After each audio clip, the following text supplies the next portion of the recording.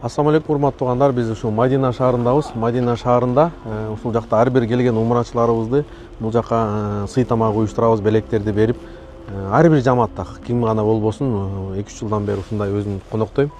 Бүгүн дагы ушу Кыргызстандын көкбөрүчүлөр келген, ошолорду сый тамак уюштуруп, ушул жерде кичине сөздөрдү айтып, эртеке даярдыктарды көрүп жатабыз. Иншалла Аллах таала баарыңыздарды келип ушу курма убакта келип сиздерден сый көрүп, иншалла умура кылып, ажылык кылып, пайгамбарыбызды зиярат кылып, Мадина шаарына келген Аллах таала баарыңыздарга насип этсин.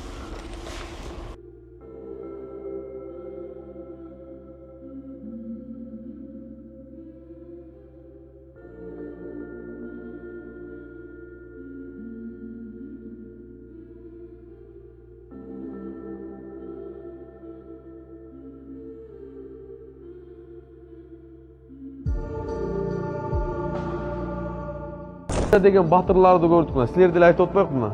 30 кило, 40 кило улакты тияк кыргытасыңар, буяк кыргытасыңар.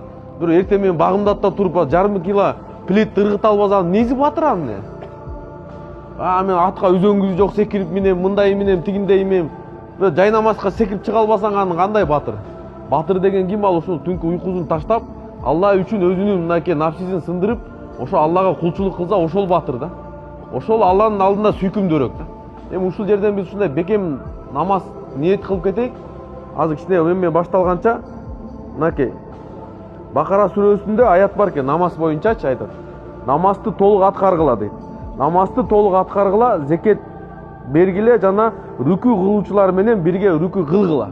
Аллах таала өкүм берип атат Курандачы. Андан кийин дейт, намазды жана ортоңку намазды сактагыла. Асыр намазга да өчө бекем болуш керек экен. Эң кыйын эки жүздүүлөр үчүн намаз кайсы намаз деген?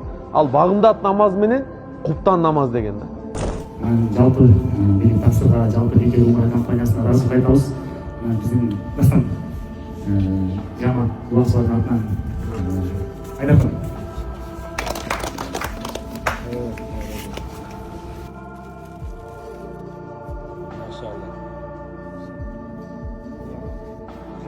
Бекер Умара логотипи чапылган.